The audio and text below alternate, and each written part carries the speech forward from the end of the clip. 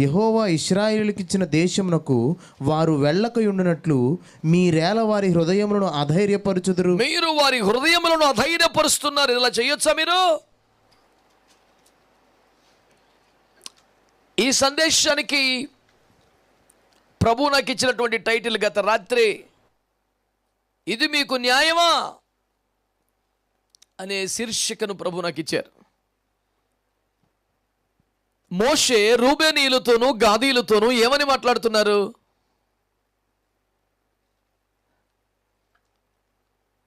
మీ సహోదరులు యుద్ధమునకు పోవచ్చుండగా మీరు ఇక్కడ కూర్చుండవచ్చునా? అలా కూర్చుంటే ఏమవుద్ది? వారి హృదయములు అధైర్యపడతాయి. మా సహోదరులు మాతో లేరు, మా సహోదరులు మాతో ఏకీభించట్లా, మా సహోదరులు మాకు సపోర్ట్ చేయట్లా, మా సహోదరులు మా పక్షంగా యుద్ధం చేయట్లా, మా సహోదరులు మమ్మల్ని మా చావు మేము చావుండన్నట్టు వదిలేశారు అనే విషయం అట వారికి హృదయానికి అధైర్యం కలిగిస్తుందట.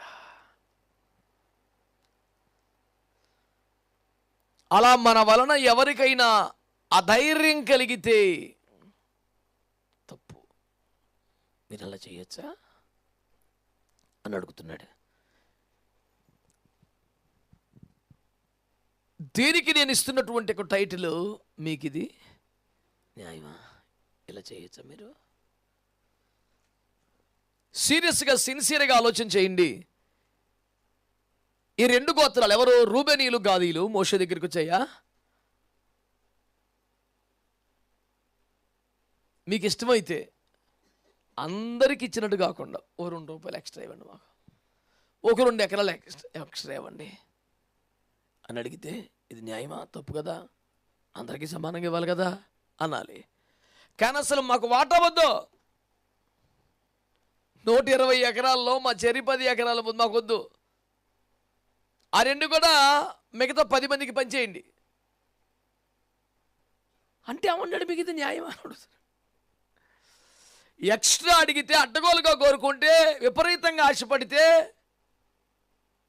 ఆధిపత్యాన్ని ఇంకేదో కోరుకుంటే తప్పు కదా. సంఘంలో అందరూ సమానమే, మీరు అలా ఎక్కువ కోరుకుంటే ఎలాగా? అలా చేయొచ్చా అని అడగాల. అసలు మాకు స్వాస్థ్యం వద్దండి, మా వాటా కూడా మీరు వాళ్ళకి ఇచ్చేయండి, అసలే వాళ్ళ నుంచి మేము రాం, మేము ఉండిపోతాం, మీరు సాగిపోండి అంటే పోన్లే దరిద్రం వదిలిపోయిందను, ఆడవాట కూడా మనం ఇంకేయించాను, 10 ఎకరాలు రావాల్సిన చోట 12 ఎకరాలు వస్తుంది, హల్లెలూయాను, ఎగిరికి అంతేసి పరిగెత్తాలి కదా.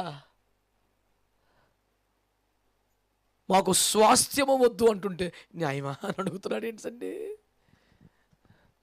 ఈ లోకం అయితే అలా మాట్లాడిద్దా? దేవుని బాధ ఏంటి? ఏ భేదము లేదు, అందరూ పాపము చేసి లాస్ అయిపోతున్నారు.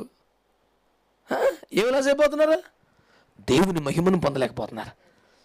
ఆయన బాధ అంతా మనము మహిమను పొందలేకపోతున్నామని, మనం అభిషేకం పొందలేకపోతున్నామని తప్ప, ఎలా కన్న తండ్రి ఇలా చేయొచ్చట్రా, మీరు భలే పని చేశారా, ఎంత ప్రేమతో పెంచుకున్నారా, ఇలా చేశారేట్రా, అన్యాయమరా, అక్రమరా, మోసం చేశారా.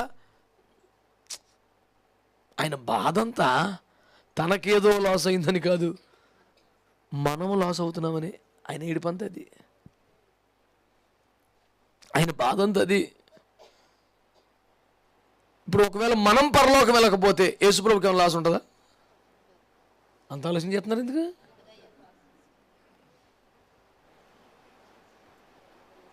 ఏమైనా మనం మిస్ అవుతున్నామని బాధపడే ప్రేమ అయింది. నాకు ఇలా పెట్టలేదు, నాకు అలా చేయలేదు అని ఆయనేం ఫీల్ అవ్వట్లేదు. మీరు నన్ను అవసరం మిస్ అయిపోతున్నారా?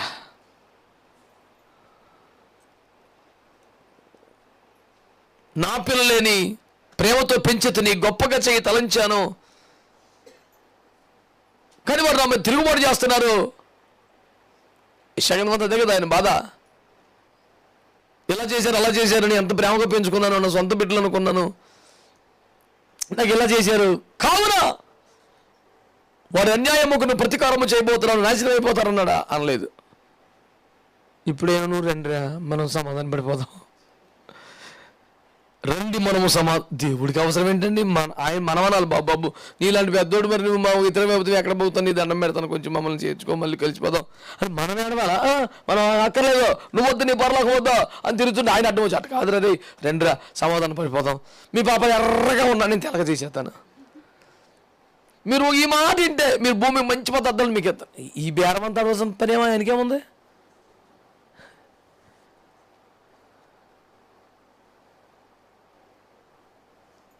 ఎంతసేపు మన బెనిఫిట్ కోసం ఆయన చూస్తున్నాడు తప్ప ఆయన బెనిఫిట్ పొందేది ఏముంటుందండి?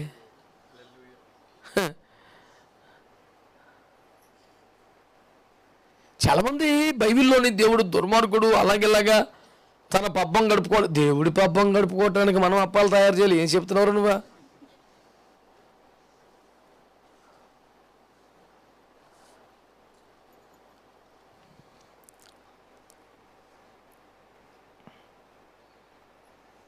ఓ పెద్ద మనిషి గురించి మాట్లాడేటప్పుడే జాగ్రత్తగా ఉండాలి. మరి దేవుడి గురించి మాట్లాడినప్పుడు కొంచెం ఆలోచించవద్దుగా. అని ఎవడో సరదాగా ప్రధానమంత్రి గారి మీద ఎవడో విమర్శ చేస్తే పోస్ట్ పెడితే ఈడి పాప ఇంకోటికి షేర్ చేసాడు, ఈయన తీసుకెళ్ళి పడేసారు. మనం వాట్సాప్లో షేర్ చేసినందుకు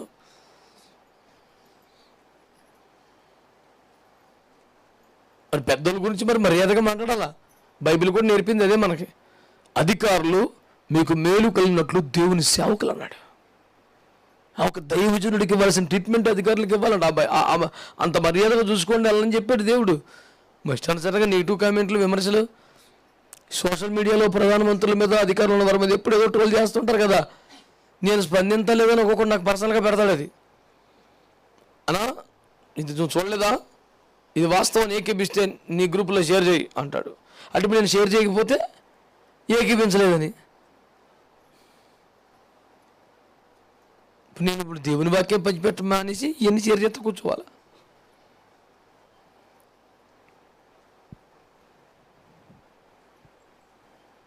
అన్నా నువ్వు కనీసం స్పందించలేదన్నా. రోడ్డుకి చొక్కా ఇప్పేసుకుంటే స్పందించినట్ట, తొలగొట్టేసుకొని మిషన్ తిప్పితే స్పందించినట్ట. పట్టణంలో జరుగుతున్న హేయ కృత్యములను చూసి ఏం చేయాలట? మూలుగులుడుతూ ప్రలాపించుచున్నవాడు కావాలన్నాడు. ఎక్కడైనా ఒక దుర్వార్త వినబడితే, ఘోరం కనబడితే వెంటనే తినే కంచాన్ని అవతల పడేసి ఎక్కే మంచం దిగిపోయి మోకాలు వేసి ఏడవాలి. అది క్రైస్తవుడి స్పందన. లోకులందరూ పోవలసిన మార్గమని మనం కూడా పోదామా? సజీవ యాగంగా సమర్పించుకోండి రోమా 12 చెప్తాడు కదా. ఆ సమర్పణ నెక్స్ట్ డైలాగ్ ఏంటి తెలుసా? మీ లోక మర్యాదను అనుసరించద్దని. నువ్వు సజీవ యాగంగా దేవునికి సమర్పించుకున్నవైతే లోకపు రివాజు మనకెందుకు సెట్ అవుతుంది సార్? మనకు సెట్ అవ్వదు, మనది వేరే పందా. మీకు కొన్ని మాటలు చెప్తాను వినండి. యేసుప్రభు వారు, స్నేహితుడా నన్ను ఎందుకు కొట్టావు?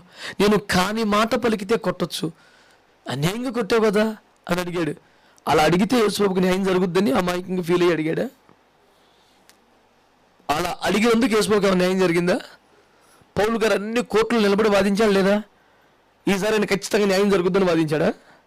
మాట్లాడరే, రిజల్ట్ వాళ్ళకి తెలీదా? అమ్మాయిలా మన వాయిస్ వినబడాలి, వినిపించాలి, అంతవరకే. చాలామంది వీరావేశంతో ఇప్పుడు పోగైపోయి చెప్పారు. ఏమైంది? చెప్పటం అయింది అంతే. ఏమవ్వాలా? The world should know your voice. ప్రపంచానికి క్రైస్తవుని స్వరం ఏంటో తెలియాలి. నీ గురించి ఆడు మాట్లాడతాడు, ఈడు మాట్లాడతాడు, నువ్వు మాట్లాడి పెట్టరా.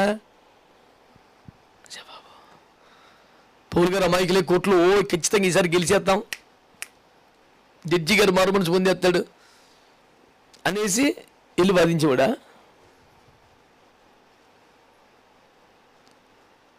అన్యాయాన్ని నిరసిస్తున్నాం గనక న్యాయమైన స్వరం వినిపించాలి తప్ప న్యాయం జరుగుద్దని భ్రమలో ఎవడూ లేడు. యేసు రక్తం ఏం చేయ, మనకి ఎప్పుడు న్యాయం జరుగుద్ది?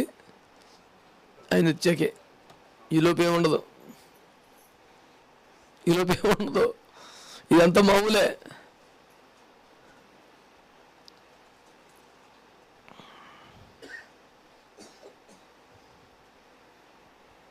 పౌలు గారు శరీరంలో సుఖం కోరుకునే మనిషా, కానీ స్వస్థ కోసం ప్రార్థన చేయలేదా? మన విషయం, మన సమస్య చెప్పుకోవటం వరకు మన బాధ్యత. ఆయన చిత్తం. ప్రభుకు ఒక స్తోత్రం చెప్పండి.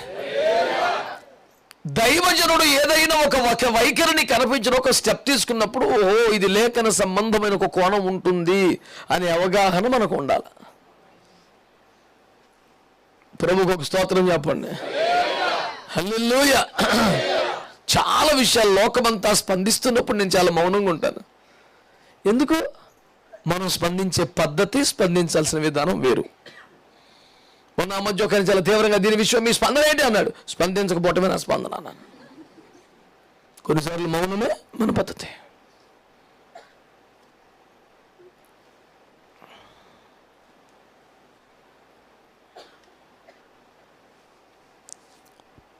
నీ సహోదరులు యుద్ధము చేయుచుండగా, వారు పోరాడుచుండగా మీరు ఇచ్చట కూర్చుండుట న్యాయమా? అలా చేయొచ్చా మీరు? తప్పని అడిగాడు.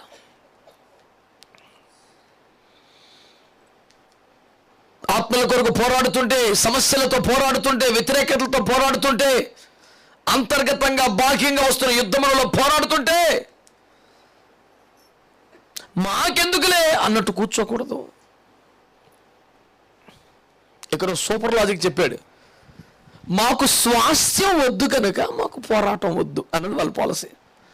మాకు కూడా యోర్దాను నది అంటే అవతల తనమో పొలమో స్వాస్థ్యం కావాలంటే మేము యుద్ధం చేయాలా?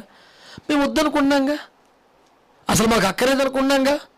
వాళ్ళు క్లియర్గా అడిగారు, నది యువతల ఈ దేశాన్ని మాకు ఇచ్చేయి, మాకు అవతల ఏమీ వద్దు. అసలు మాకు స్వాస్థ్యమే అక్కర్లేదు కనుక, యువతల స్వాస్థ్యంతో సాటిస్ఫై అయిపోతాం కనుక నేను ఇంక పోరాడవలసిన పని లేదు, మనం వదిలేసేయి. అది అల్టాపుట్. అంటే మేము పోరాడాలంటే మాకు కూడా ఏదో ఫలితం, అది పాయింట్ పట్టుకో. మరి మాకు ఫలితమే వద్దనుకున్నాం కదా, ఇంకెందుకు అంటే ఎవరికి స్వాస్థ్యం కాబోలో వాడు పోరాడాలా, మాకేం అక్కర్లేదు కాబట్టి మేమేం తిప్పలు పడం, ఆ టైంకి వచ్చి వెళ్ళిపోతాం, అన్నిట్లో మేము పూసేసుకోవాల్సిన పని లేదండి, మాకు అక్కర్లేదు. మాకు ఒక మంచి సంఘం కావాలి, సహవాసం కావాలి, దేవుని వాక్యం కావాలి, మొత్తం పోతాం, అన్ని మా మీద చేసుకొని మాకు అంత పని ఏముంది. సూపర్ లాజిక్ సంపాదించాలి. మాకు యోర్దాను ఇద్దరిని స్వాస్థ్యం చాలా అద్దరికి మేము రావు, మాకు అక్కర్లా, అందుకే అది మా మాట కూడా మీరు తీసేసుకోండి. మరి బాబోయ్ అంత జాలి కనికరం, నీ త్యాగాలపై బతికేస్తారు వీళ్ళందరినీ. ₹1,00,00,000 మాట చెబుతాను. ఈ ప్రపంచంలో ఏ ఒక్కరి ఆశీర్వాదం నీ త్యాగాల ఫలం కాదు, యేసయ్య శిలువ త్యాగ ఫలితం. ఏం ఎక్కువ ఫీల్ అయిపోక్కర్లేదు, యేసు రక్తం ఇచ్చి. మంచి వాళ్ళందరూ స్తోత్రం చెప్పండి. హల్లెలూయా. మోషే గారి తర్వాత యెహోషువ గారు వచ్చారు కదా, వారికి అప్పగించబడిందిగా పరిచర్య. ఫస్ట్ ఎల్లే పట్టుకున్నాడు, రే రండిరా మీరు రండి అని. చూడండి యెహోషువ గ్రంథం 1వ అధ్యాయం. ఒక రేంజ్లో క్లాస్ తీసుకున్నాడు చాలా పద్ధతిగానే. యెహోషువ గ్రంథం 1వ అధ్యాయం ఓపిక 12 నుంచి 15 దాకా చదవండి. మరియు రూబేనీయులకును గాదీయులకును మనష్షే అర్ధగోత్రపు వారికిని యెహోషువ ఇలాగూ ఆజ్ఞాపించెను, యెహోవా సేవకుడైన మోషే మీకు ఆజ్ఞాపించిన సంగతి జ్ఞాపకం చేసుకొనుడి. ఎట్లనగా మీ దేవుడైన యెహోవా మీకు విశ్రాంతి కలుగజేయుచున్నాడు. ఆయన ఈ దేశము మీకిచ్చును. మీ భార్యలను, మీ పిల్లలను, మీ ఆస్తియు యోర్దాను అవతల మోషే మీకిచ్చిన ఈ దేశమున నివసింపవలను గాని పరాక్రమవంతులను శూరులనైనా మీరందరూ యుద్ధ సన్నద్ధులై మీ సహోదరులకు ముందుగా నది దాటి యెహోవా మీకు దయచేసినట్లు మీ సహోదరులకును విశ్రాంతి దయచేయ వరకు, అనగా మీ దేవుడైన యెహోవా వారికిచ్చు దేశమును స్వాధీనపరుచుకొని వరకు మీరును సహాయము చేయవలను. అప్పుడు తూర్పు యోర్దాను యువతల యెహోవా సేవకుడైన మోషే మీకిచ్చిన మీ స్వాస్థ్యమైన దేశమునకు మీరు తిరిగి వచ్చి దానిని స్వాధీనపరుచుకొందురు. స్తోత్రం చెప్పండి. ఇప్పుడు అబ్బాబ్బాబ్బా ఎంత కమ్మగా చెప్పాడు సార్. స్తోత్రం చెప్పండి గట్టిగానే. మాకు యోర్దాను యువతల స్వాస్థ్యం కావాలని మోషేను కూడగా మోషే సరే అన్నాడు. అందుచేత నెక్స్ట్ జనరేషన్ మీరు కూడా మరి మళ్ళీ మార్చకూడదండి, మాకు యువతలు ఇచ్చేసారు మోషే గారు, మేము అవతలు రావండి అని. మేము ఇప్పుడు కొత్తగా మీరు పుట్టారు, మేము ఫస్ట్ నుంచి ఉన్నాం, మరి మేము సీనియర్ అని చిన్న కార్డు ప్రదర్శించారండి. ఎవరో రూబేనీయులు. అప్పుడు యెహోషువ అంటాడు, సహోదరులారా మీరు మోషే ద్వారా యోర్దానుకి ఇద్దరి ప్రాంతంలో మీరు స్వాస్థ్యాలు పొందేశారు, మేమేం కాదంటలేదు. కానీ నది దాటి యువతలకు వచ్చి మీ సహోదరులతో పాటు యుద్ధము చేసి దేవుడు వారి స్వాస్థ్యములు వారికి ఇచ్చి వారి విశ్రాంతి వరకు పొందే వరకు మీరు తిప్పలు పడితే అప్పుడు నది దాటి అవతలకి వెళ్తే మీరు స్వాస్థ్యం పొందుకుంటే ఈ లోపు మీకు రాదన్నాడు. స్తోత్రం. వీళ్ళ ప్లాన్ ఏంటి? మేము నది దాడతాం ఎందుకు, అవతల పోరాటం ఎందుకు, మాకు అక్కర్లేదా, మేము అవతల ఉండిపోతాం అని మంచి తెలియక ఒక మంచి పాయింట్ తయారు చేసుకొచ్చారు. కూల్గా యెహోషువ ఉన్నాడంటే కరెక్టే, మీకు నది యువతలే స్వాస్థ్యం. కానీ యువతల స్వాస్థ్యం యువతలు ఉండిపోతే రాదు. సచ్చినట్టు మీరు కూడా అవతలకు వచ్చి ఆ 10 గోత్రాల వారితో యుద్ధం చేసి వారందరూ తమ స్వాస్థ్యములు పొందుకున్నాక అప్పుడు మీకు ఇది వస్తుంది. ఇప్పుడు ముందే మేము లాగేసామని ఫీలింగ్ ఎక్కడ ఉంది ఇప్పుడు? చాలామంది బాగా తెలివిగా ప్లాన్ చేసి వాళ్ళు తిప్పలు పడతారు కానీ మనం ఎంతవరకండి అంతవరకేనండి మేము వెళ్ళి వచ్చేస్తాం. నీకు ఏం సుఖం ఉండదు, ఎక్కువ ఫీల్ అవ్వద్దు. ఈ మీద వేసేసుకొని పూజ చేసుకొని తిప్పలు పడేవాడికి వచ్చాకే నీకు వస్తుంది. ఎవరు అమ్మాయికి లేరు, యేసుప్రభు అంతకన్నా కాదు. దేవుని స్తోత్రం. నువ్వు చాలా తెలివిగా కొరమైన చేపలాగా జారిపోతున్నావు దొరుకోకుండా. ఏముండదు నాన్న, నీకు ఏమి చెట్టు అవ్వదు. మాకు నది అవతల స్వాస్థ్యం అక్కర్లేదు కనుక మాకు పోరాటం వద్దు. కుదరదు. నీకు అక్కర్లేకపోయినా ఇంకోటి కోసం పోరాడాలి, లేకపోతే నీది కూడా రాదు. ఏసు రక్తం ఏం చేయం. అమ్మ బాబోయ్, ఆల్రెడీ శాంక్షన్ చేసిన స్వాస్థ్యం కూడా రాదంట. మాకేదో లేనిపోయిన ఆశలేం లేవండి, మాకు ఈ మాత్రం చాలండి దేవుని కృపలో. మాకు ఏదైతే కలిగి ఉన్నదో దాన్ని బట్టి మేము ఎంతగానో ప్రభువును స్తుతింతున్నామండి. అంత ఉండదు నాన్న, నువ్వు ఎక్కువ ఆవేశపడకు. నీ సహోదరులతో పాటు నువ్వు కష్టపడాలి, నువ్వు పని చేయాలి, నువ్వు పోరాడాలి, నువ్వు యుద్ధం చేయాలి. వారి స్వాస్థ్యములు వారు పొందే వరకు, వారు విశ్రాంతిలో ప్రవేశించే వరకు నీకు విశ్రాంతి ఉండదు. నువ్వు కూడా ఆడవలసిందే తప్పలు పడి. వాళ్ళకి శాస్త్రం అంటే వాళ్ళ గృహ ప్రవేశాలు వెళ్ళిపోయిన తర్వాత వాళ్ళకి అన్ని పనులు చేసి పెట్టి వచ్చేప్పుడు నీ కొంపలో నువ్వు వెళ్ళాలి. అప్పుడు దాకా ఇదిలో ఉంటావే. అర్థమైనోడుకు అర్థమైనంత ఏసు రక్తమే చేయం. తేటగా ఉందంటారా క్లియర్గానే? మాకేం అక్కర్లేదు, మేము దేవుని సన్నిధికి వెళ్ళి ప్రార్థన చేసి వచ్చారు. మాకు ఇంకేం వాక్యం వచ్చేస్తాను మాకు చాలా ఆదర్శాలకి వెళ్ళావు, పని అవ్వదు. యేసుప్రభు వారు రాత్రి అంతా ప్రార్థన చేయడం కొండ మీదకి వెళ్తుంటే మహాభక్తులు వెళ్ళండి ప్రభా, take care, good night, will be praying for you know. Okay, నేనున్న చోటన మీరును ఉండాలని ఆయన భావన. వారు తన యొద్ద ఉండున్నట్లు ఆయన వారిని పిలిచెను. అది క్లియర్గా ఉన్న స్టేట్మెంటు. వీళ్ళు మటుకు పగలంతా మనం తిరిగాం, ఇంకా రాత్రి అంతా నీలాగా మేము ఎక్కడ పడతాం. Good night, we need rest. అల్లెలుయ్యా. యేసు ఒక్కడ కొండ మీదకి వెళ్ళిపోయాడు. వీళ్ళకింద అమ్మాయి పొద్దున్న దాకా రాడు, ఏసు రక్తం అలారం పెట్టే పని లేదు, ఆయన లేక కొడతాడు. అల్లెలుయ్యా అని మంచి పడుకున్నారు. ఈ లోపు ఇలా పడుకున్నారు లేదో ఒక తండ్రి గారు 12 సంవత్సరాల వయసున్న కొడుకు దయ్యం బట్టి తీసుకొచ్చాడు. అయ్యలారా, మీరు దయ్యం వెళ్ళగొట్టగలరా? అది ఎంత పని, అధికారం ఇచ్చాడు యేసు. ఏసు నామములో దయ్యమా అంటే వెళ్తలేదు. 12 మంది తెల్లవారులు కుర్చీ పెడితేనండి దయ్యం వెళ్ళలేదండి. బాధ వచ్చి కొంత, రోషం వచ్చి కొంత, కోపం వచ్చి కొంత, జుట్టట్టుకొని ఒకడో, యేసు రక్తం ఒకడో, ఎన్ని తిప్పలు పడినా చాలా చోట్ల దయ్యాలు వెళ్ళగొట్టే విధానం చూస్తే మెంటలు వచ్చేద్దండి బాబు. జుట్టు పట్టేసుకొని మెలేసేసి నువ్వేవడం అలా చేయడానికి. ఆయన దేవుని వ్రేలుతో దయ్యమును వెళ్ళగొట్టాడు.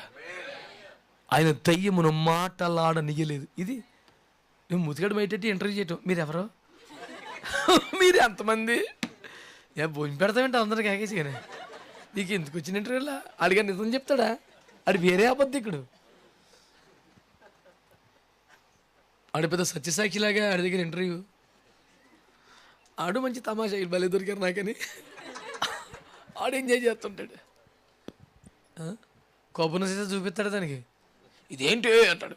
అమ్మా ఏసరక్క అన్నది, మీద పై చేస్తాను. అమ్మా వద్దు. अरे कौन बन गए रे बकरा इसमें, समझते हो तो आना चाहिए ना. ఏ మామాయికో సార్.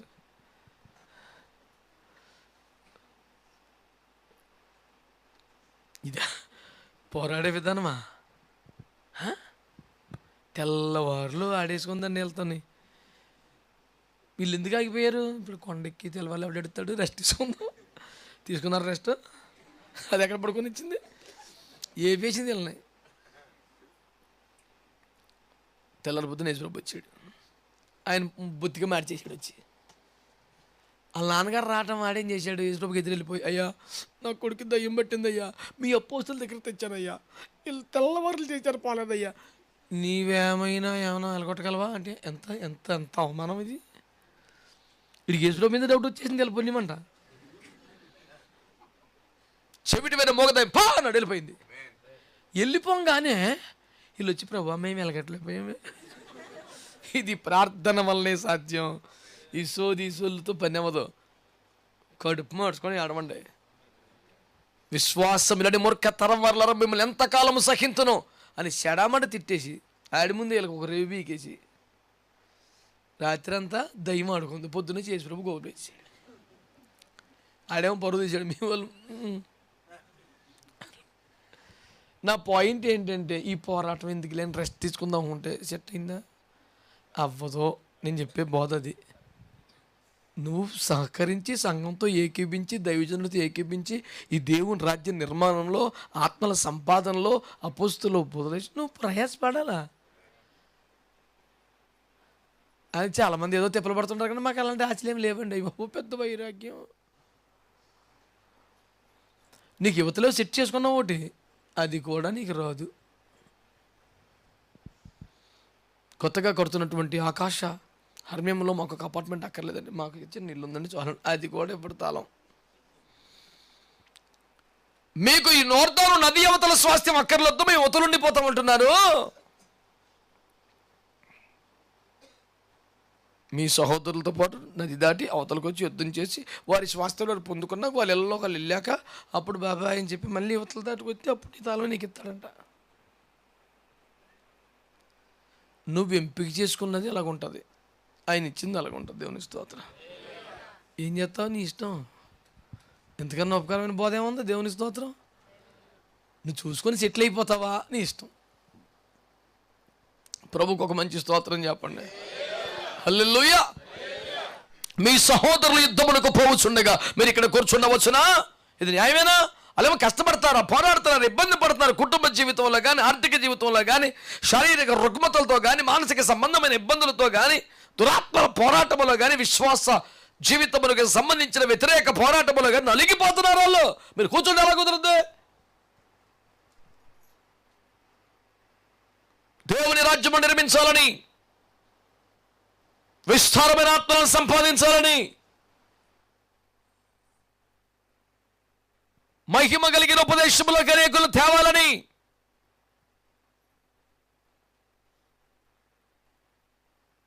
ఒక పక్కలు పోరాడుతుంటే మీరు దగ్గర కూర్చుంటారా? సంగమా, మీ సహోదరులు, మీ దైవజనులు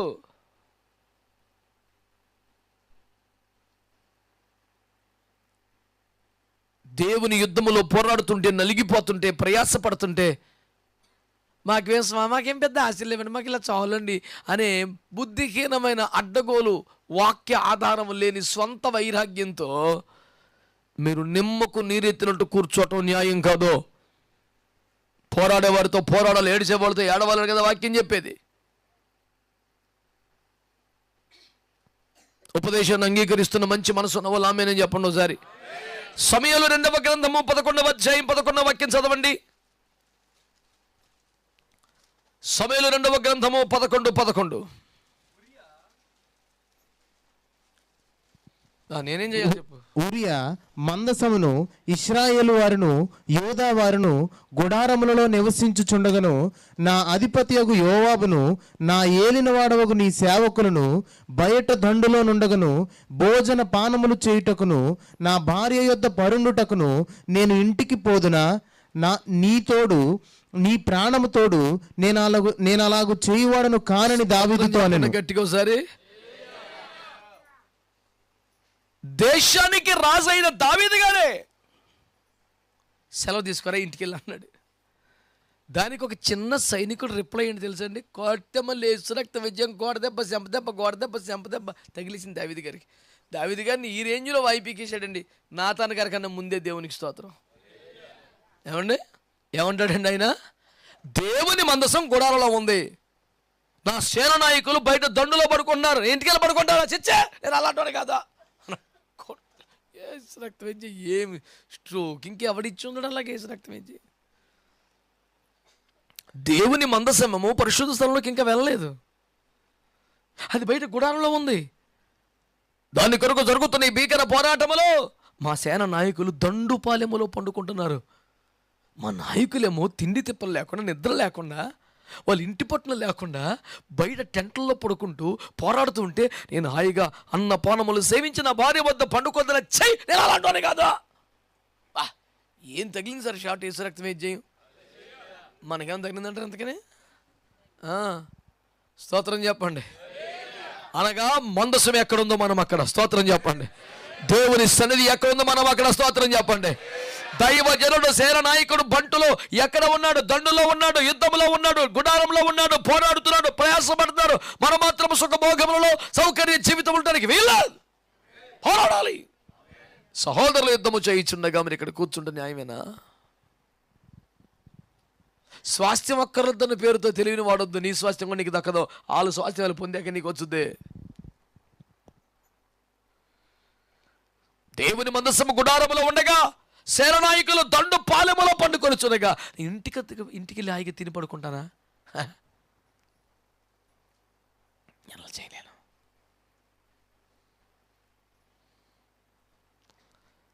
నా ప్రారంభ సేవలో ఒకే ఒక్క సహోదరుడు నాతో ఉండేవాడు. సభలు నిర్వహించిన తర్వాత ఆమె ఏం చెప్పగానే సభకొచ్చిన 1000 మందితో పాటు విశ్వాసులు కూడా వెళ్ళిపోయేవాళ్ళు. కొద్దిమంది మహా అయితే పట్టాలు మడత పెట్టి కుర్చీలు పక్కకు పేర్చి వెళ్ళిపోయేవారు. రాత్రంతా సామాన్లు కావాలి. నేను ఒక సహోదరుడు మాత్రం నన్ను విడవకుండా నాతో ఉండేవాడు.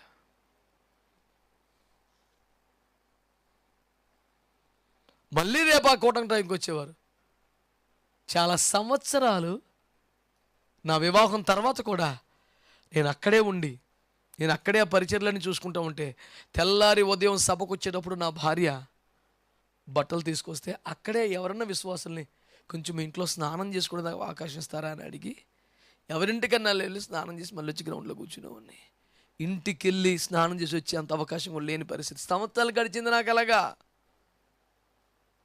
దేవుని కృపలో ఇప్పుడు చాలామంది నమ్మకమైన బాధ్యత కలిగిన భారమోసి బిడ్డలను దేవుడు ఇచ్చాడు. నేను తీరిగ్గాటయ్యాని ప్రసంగం టైంకి వస్తే చాలు అన్నీ సెట్ చేసేలాగా తయారైపోయారు పిల్లలు. లక్షల రూపాయలు ఖర్చు పెట్టి చేసే భారీ కార్యక్రమాలు కూడా మీరు ఎందుకంటే మెల్లిగా రండి అనే పరిస్థితి. కూటమి అయ్యాక కూడా మీరు వెళ్ళిపోండి అనే పరిస్థితి. ఇది లేని చాలా సంవత్సరాలు ఉన్నాయి బిడ్డలారా. అన్ని సామాన్లు జాగ్రత్త పెట్టుకుని, సౌండ్ సిస్టమ్ అంతా జాగ్రత్త పెట్టుకుని, లైటింగ్లను జాగ్రత్త పెట్టుకుని, అట్లా పరదాలు కప్పుకొని కావలిగా స్టేజీ మీద మంచులో పడుకున్న సంవత్సరాలు ఎన్నో. నాకు సభలు పెట్టాలన్నది కానీ మరి సంఘంలో పెద్దగా ఎవరు సహకరించలేదండి, అందుకే పెట్టను కాదు. ఎవరు సహకరించకపోతే నేనే తిప్పలు పడతాను. సహకరిస్తే దేవునికి స్తోత్రం. సేన నాయకులు దండుపాలెములో పండుకొనుచున్నారు. నేను పోయి ఇంటి వద్ద పండుకుంది, నా చిచ్చి నా వల్ల కాదు అనలేదు ఆ కాలంలో విశ్వాసులు. ఇప్పుడు మీ సంగతి ఏంటి మరి? ఆ 10 గోత్రాలు చేస్తున్నారు కదండి, మీరు కూడా చెయ్యాలి.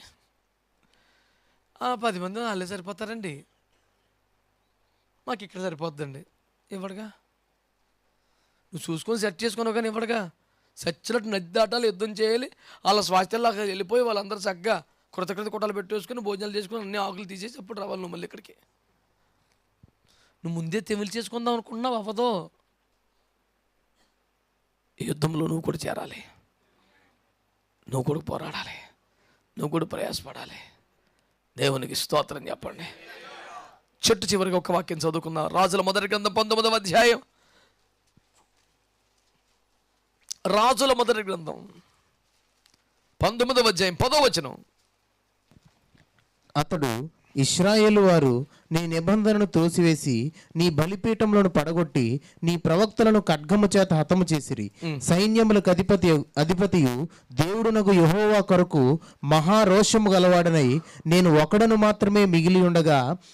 ఎంతమంది అంటే అందరూ చెప్పు. ఒక్కడు. అది ఇప్పుడు 18.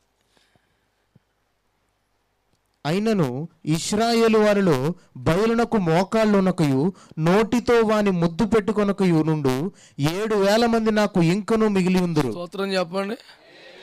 నేను ఒక్కడనే మిగిలి ఉన్నానని చెప్పింది ఎవరు? ఏలియా గారు. ఇంకా 7,000 మంది ఉన్నారని చెప్పింది ఎవరు? స్తోత్రం చెప్పండి యేసు ప్రభు. ఇప్పుడు ఏలియా గారు చెప్పింది రైటా, యేసు చెప్పింది రైటా? చాలామంది గొప్ప దైవజనులు దీన్ని ఎట్లా మాట్లాడతారంటే, నేను వారికి వ్యతిరేకం కాదు, ఒక మాట దైవజనుడు బాధ అర్థం ఒక చెప్పే మాటలని నా బాధ అది. ఇప్పుడు ఏలియా అబద్ధం ఆడే మనిషి అండి.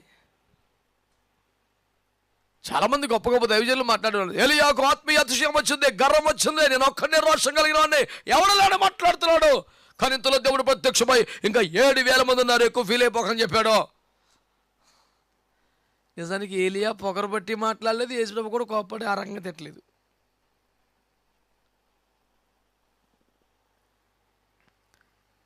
ఇప్పుడు 450 మందిని ప్రవక్తల ఒంటి చేత్తో చంపినప్పుడు ఏలియాకి ఎంతమంది సహకరించారు? ఒకడే కదా.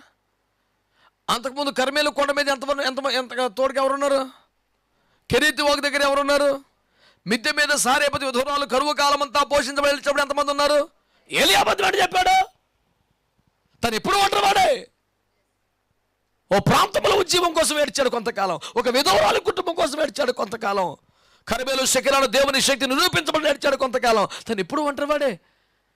ప్రార్థించినప్పుడైనా, సవాలు విసిరినప్పుడైనా, అందరినీ సమకూర్చినప్పుడైనా, అగ్ని రప్పించినప్పుడైనా, దహన బలిపీఠం చేసినప్పుడైనా, ఇదంతా జరిగిన తర్వాత 450 మంది ప్రవక్తను ఒంటి చేత్తో చంపినప్పుడైనా ఏలియా పోనీ ఇంత జరిగిన తర్వాత అయినా వీర విజయాన్ని చూసి ప్రైజ్ ది లార్డ్, కంగ్రాచులేషన్స్ చెప్పడానికి క్లాస్ నిలిచాడా? పోరాడుతున్న దైవజనుడు ఒంటరిగా ఉంటున్నాడు. యుద్ధం చేస్తున్న దైవజనుడు ఒంటరివాడైపోతున్నాడు. ప్రాణం అలిసిపోయి చిన్న ప్రార్థన తలకనొప్పి తగ్గిపోతే ఇడికి పెద్ద ఫాలోయింగ్ వెంటనే టచ్ అని కుప్ప తోసేది ఇంకా పేవచ్చు వాడు.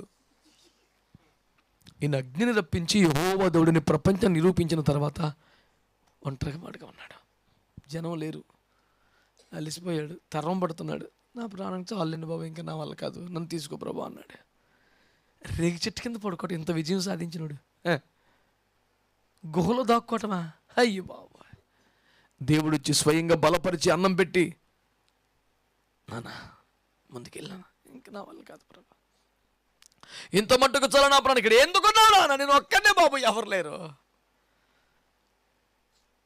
ఇంత వేరే విజయం తర్వాత నన్ను గ్లాసు నీళ్ళు ఇచ్చాడా? కర్మేలు కొండకెళ్తున్నప్పుడు నన్ను తోడుకెళ్ళాడా? అక్కడ మోకరించాడా? వెళ్ళేదే. మళ్ళీ ఒంటరిగా ఏడుస్తున్నాడు వర్షం కోసం. ఆ ఊర్లో మరి బయలుకు మొక్కకుండా, విగ్రహారాధన చేయకుండా రోషంగా నిలబడిపోయిన 7,000 మంది అన్నమాట. అబద్ధమా? బయలుకు మొక్కరు, రోషం కలిగిన వారే, కానీ ఏలియాకి గ్లాసు నీళ్ళు కూడా ఎవరు. రెండు నిజమే. వీళ్ళు ఎవరి కొరకు రోషం కలిగి ఉన్నారు? యెహోవా కొరకే. మరి ఏలియా ఎవరి కొరకు రోషం కలిగి ఉన్నాడు? యెహోవా కొరకే. వీళ్ళిద్దరు దేవుడు ఒకటే, ఇద్దరు రోషం ఒకటే. వీళ్ళు కేవలం రోషం కలిగి ఉన్నారు. ఏలియా రోషం కలిగి ఏకంగా పోరాడుతున్నాడు. ఆయనతో నిలబడాలిగా, సపోర్ట్ చేయాలిగా, గ్లాసు నీళ్ళు ఇవ్వాలిగా. మేము బయలుకు మొక్కం, విగ్రహం చేయము, దేవుని కొరకు రోషం కలిగి ఉన్నాం. కానీ రోషం కలిగి ప్రయాసపడుతున్న దైవజనుడికి తోడుగా నిలబడేది అతను ఎప్పుడు అంటాడే. ఇది న్యాయమా? ఆలోచించండి. 2వ కొరింథీ పత్రిక 7వ అధ్యాయం 2 పౌలు గారు అంటారు, సహోదరులారా మమ్మల్ని మీ హృదయంలో చేర్చుకోండి. ఓరు బాబాయ్, పౌలయ్య గారు లాంటి దైవజనుడినే గుండెలో చేర్చుకోలేదంట. వాళ్ళ ఇంట్లో చోటిస్తున్నారు, వారి మాటల్లో మర్యాద ఇస్తున్నారు, వారి కార్యక్రమాల్లో పిలుస్తున్నారు, కానీ ఇంకా పౌలు గారిని గుండెల్లో చేర్చుకోలేదంట సంఘం. ఎంత ఘోరంగా ఉంది పరిస్థితి చెప్పండి.